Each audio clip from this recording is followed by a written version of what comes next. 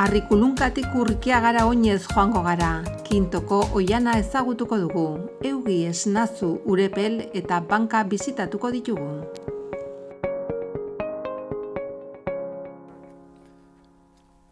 Bigarren saio honetan, Argibeletik hasi eta Urkiagaraino egingo dugu GR11.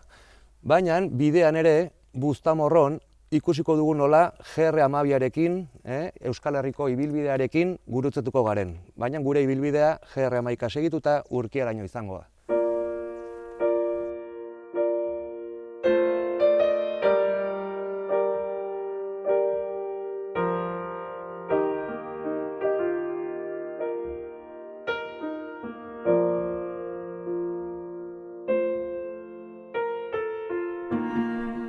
Gaurko saioari hasiera eman behar diogu.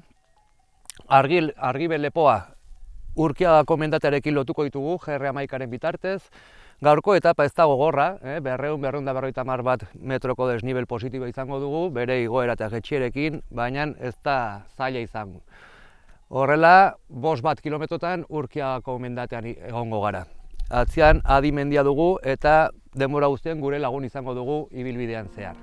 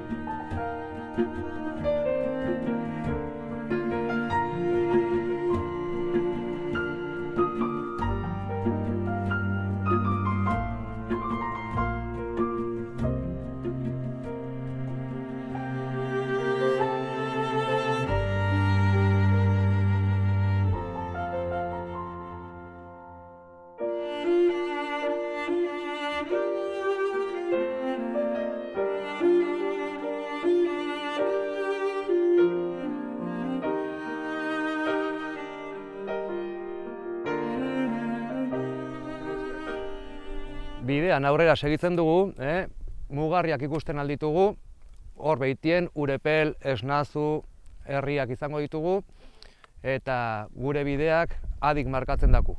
Eskuinetara ja, bai, saioa geldituko zaigu, Xurigain, Okoro, baina gure bideak hemen Adik erraten dugu zein den bidea.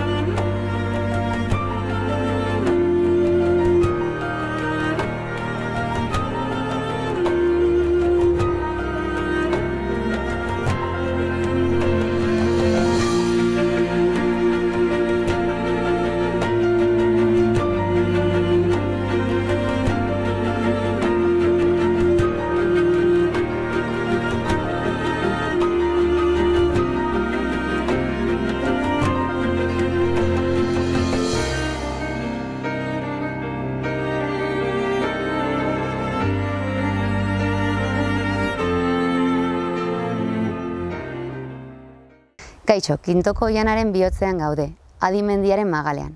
Nafarroako baso garrantzitsuenetariko bat izanik, Baztan, Erro, Esteribar eta Aldude ibarretan zehar zabaltzen ditu bere mugak. Kintoa izena gogorarazten digun bezala pribilegio handiko gunea izan da. Leku izena Erdi Arotik etortzen zaigu. Kintoa baitzen 13. mendean inguruneko mendi eta larreak erabiltzeagatik Nafarroako erregei ordaindu beharreko zatia. Naturaren aldetik transizio gunea dela esan dezakegu. Hemen bai dago bioeskualde Atlantiko eta Alpetarraren arteko elkargunea, eta hau hemengo ekosistemetan isladatuko da. Beraz, inguru hontako paisai, ekologia eta biologiak duen garrantziagatik kontserbazio berezirako eremua izendatu da Natura 2000 sarean. Belate eta Orreaga iratiko oihanaren arteko lokarri gisa azaltzen da.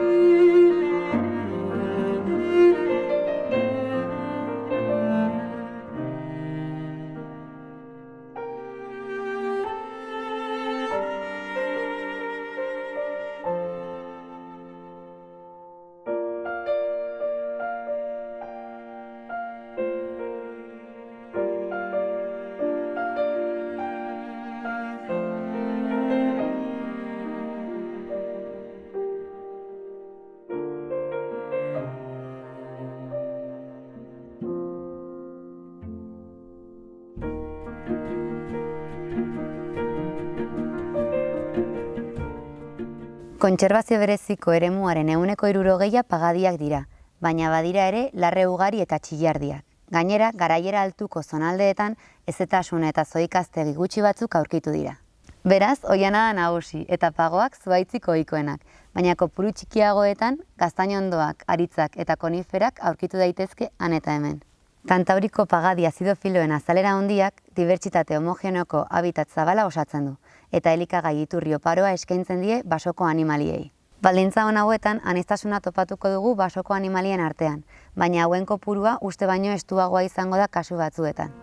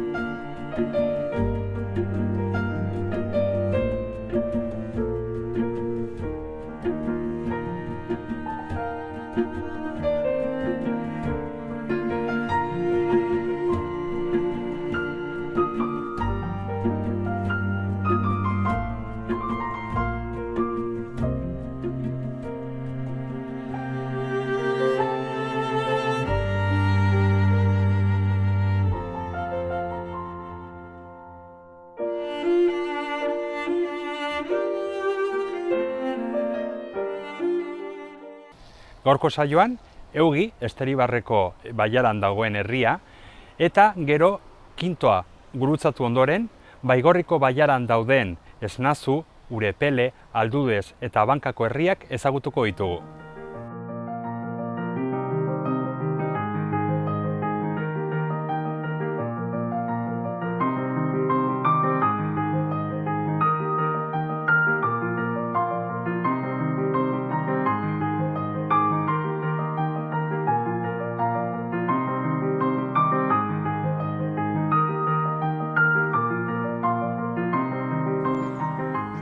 Mila 1976an, Eugiko urtegiaren presa eraikitzen hasi ziren, argaren urak biltzen dituenak, eta 1930an presa bukatu ondoren, Eugiko herri zaharra urpean gelditu zen, baita 16. mendeko Armaola famatua.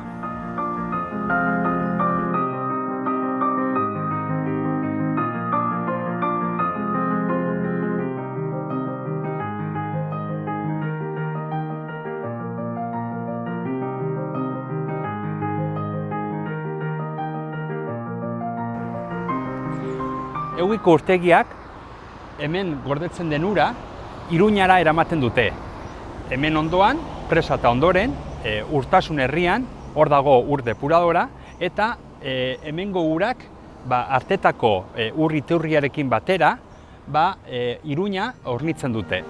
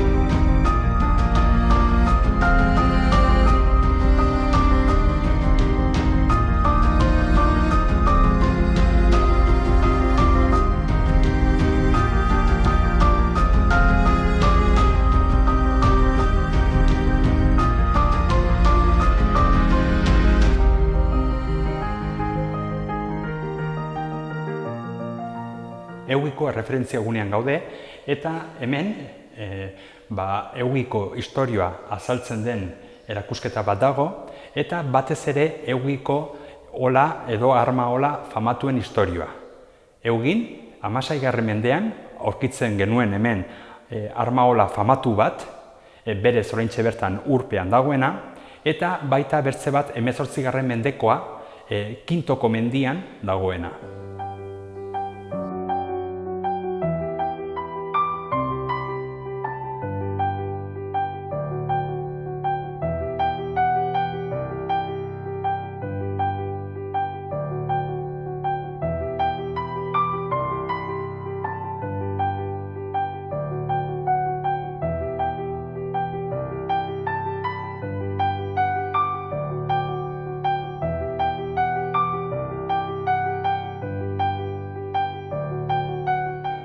Arluxeko parajen barna gabiltza, eta ikusten dugunez, izilari postua uniz badire, urritik anaitzin izilari garaia hasten da, beraz, parajeotatik ibiltzen bazarete, kontu pixketekin ibili beharko dute mendizalek.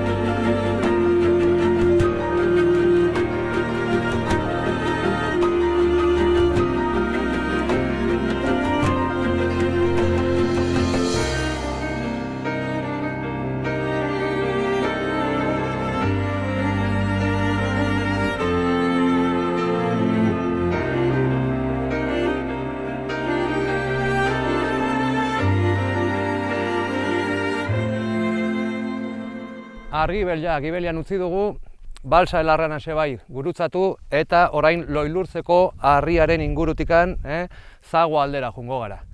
Bertan ere Loilurtz tontxorra ere gelditzen da.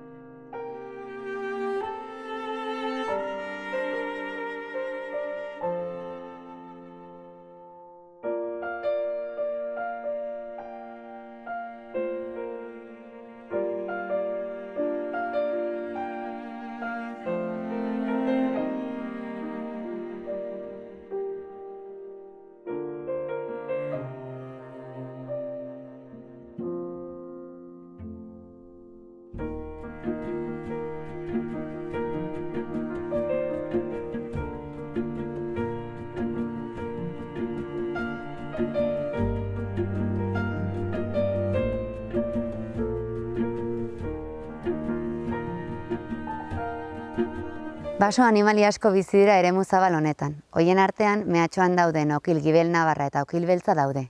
Aipagarriak dira ere saguzarrak eta baso ornogabeen artean alpetar adar luzea.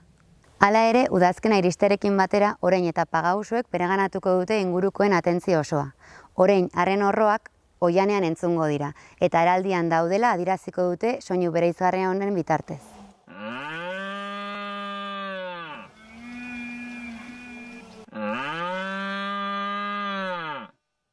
Pagausuek berriz zerua betetzen dute. Hegazti migratzaileak izanik Europa iparraldetik datoz klima epelagoen bila. Honek ehiza jarduera erakarri du, eta Kintoko oianetik ibiltzean usotegiak topatzea erreza da.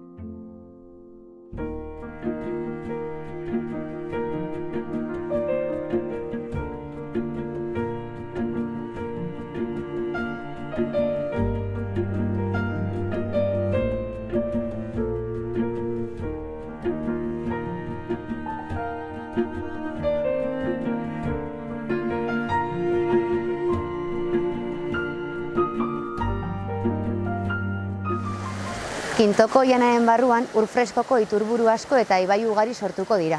Hoien artean batzuk izaera handikoak izango dira eta hemen dugun hau adibide da, Arga ibaia. Mediterraneo itsasora iristeko intentzioarekin Kintoko pagadiak zeharkatuko ditu.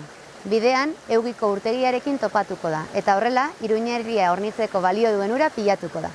Bertan, urremari ekologikoak ibaiaren ibilbidea jarraituko du. Baina, volumenaren zati bat desbideratuko da, ibaiaren hiri zikloa jarraitu dezan.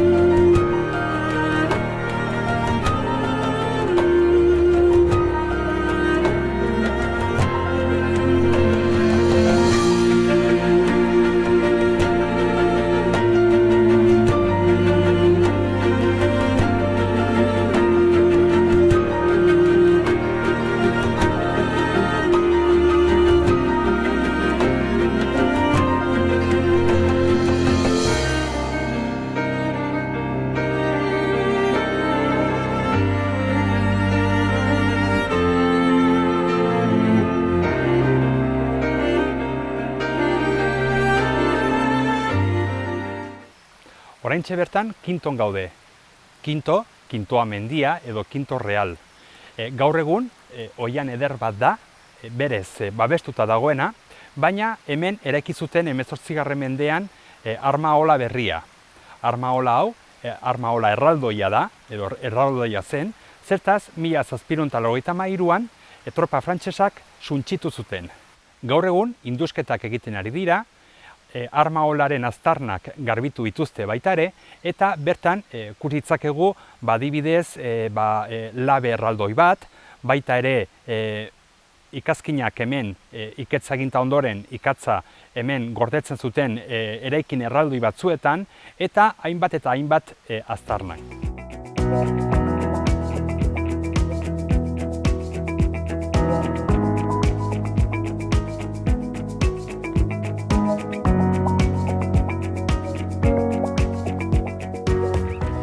Hemen dugu Leire Iribarren, Silbetikoa, eta berez hemen gaur egun Eugiko armaolan egiten diren indusketak eta hemengo langilea, ezta? Bai.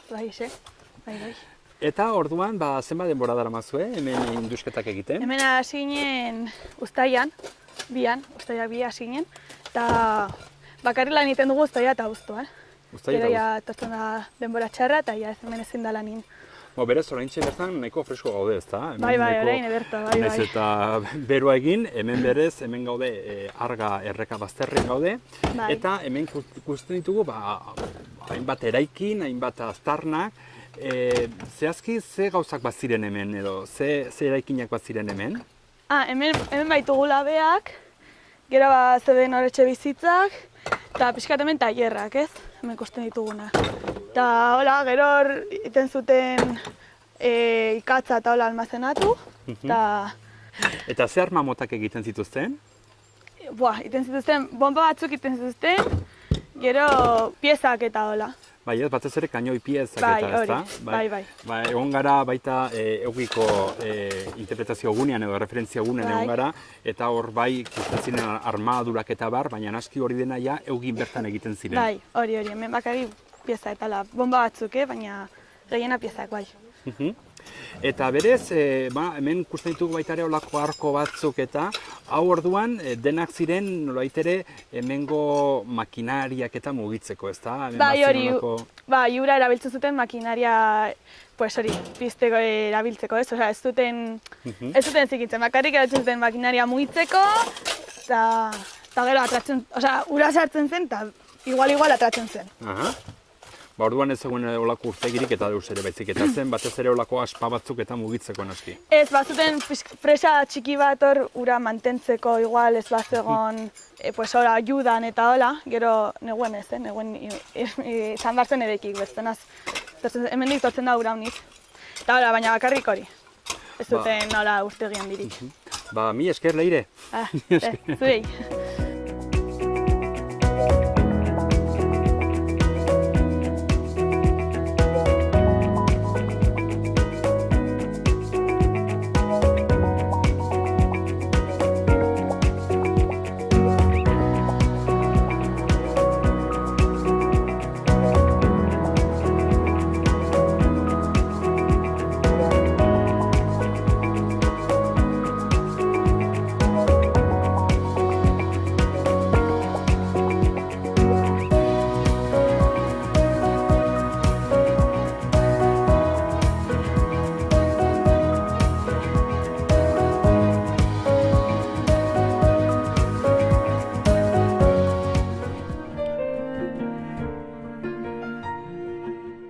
Bueno, Buztanborro edo Buztanborro parajean gaude. Hemen ikusten dugunez GR11 eta GR12 gurutzatzen dira. Baztanbida Sabaiaretan GR10, Pirineo frantsesa gurutzatzen duen zeharkaldia, GR11, Espainiar Pirineoa gurutzatzen duen zeharkaldia, GRT 5, eta baita GR11 eta 12 lotzen dituzten ibilbide luze sare handia dugu. Bidasoako trekina da 11 eta 12 lotzen dituena. Guk orain ikusten dugunez, Urkiaga gure gaurko saioko amaiera 3,5 kilometrotara dugu eta ordu eta 20 minutuko distantziara eta denborara. Beraz, segi dezagun aurrera.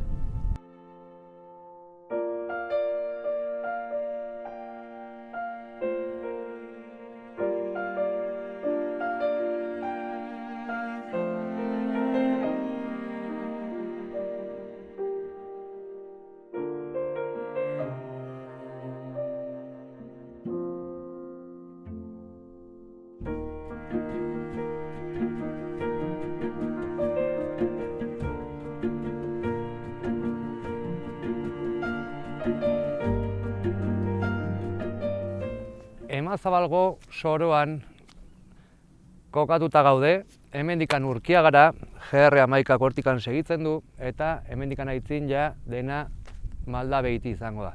Beraz, ez zaigu sobera falta gure saioko amaierara iristeko. Segi dezagun bideakin.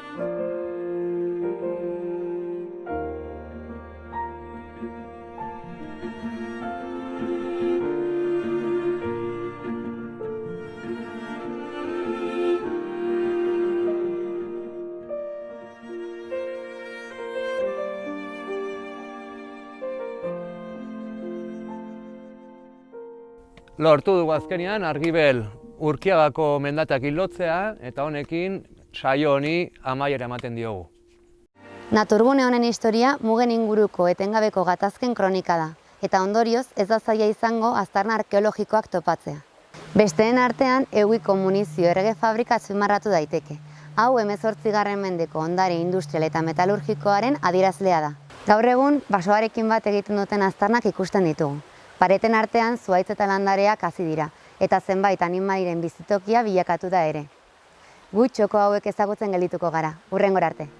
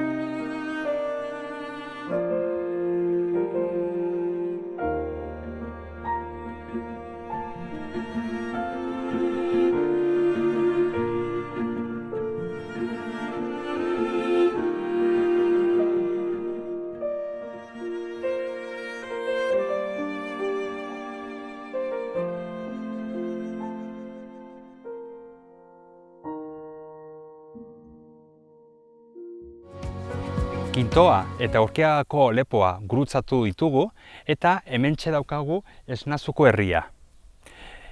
Baigorriko baiaran gaude eta historian zehar herri hauek bai Nafarro garaian egon dira eta ja 19. mendetik aintzin behe Nafarroan.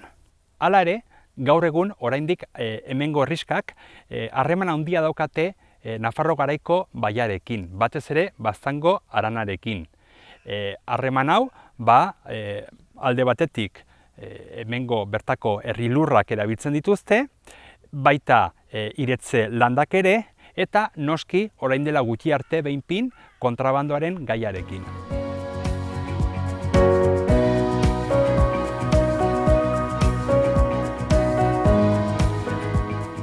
Urepeleko herrian gaude, Urepele famatua da Salvador Betxolari famatuaren sorterria izategatik.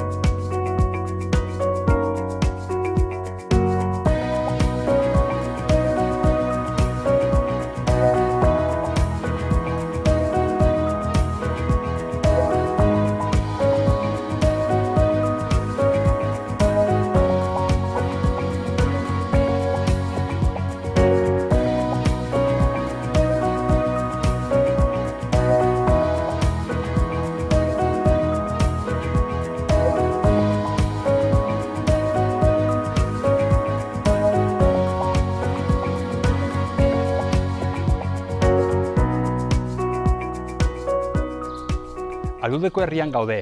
Berez, plaza hontan laxoan aritzen ziren orain dela gutxi arte. Herri hauetan, turismoak badauka bere garrantzia, baina batez ere nekazaritzak gero eta garrantzi gehiago dauka. Hemengo produktuak arras famatuak dira. Euskal txerria, bertako gasnak, arrainak eta bar.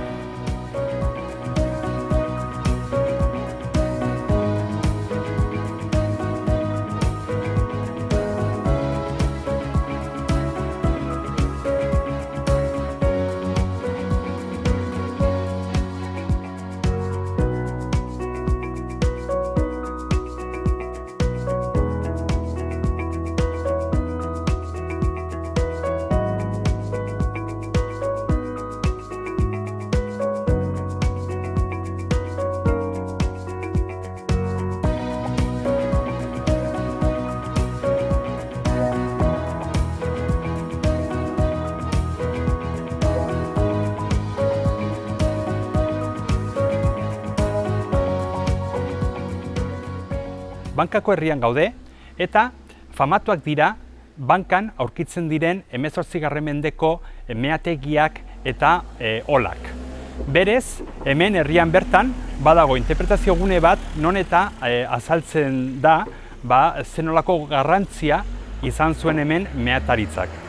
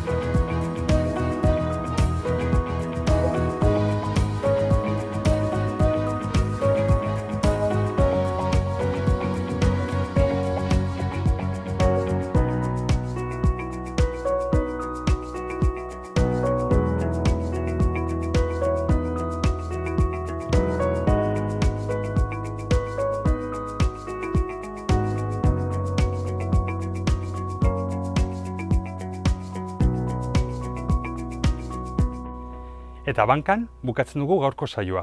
Beste bat arte.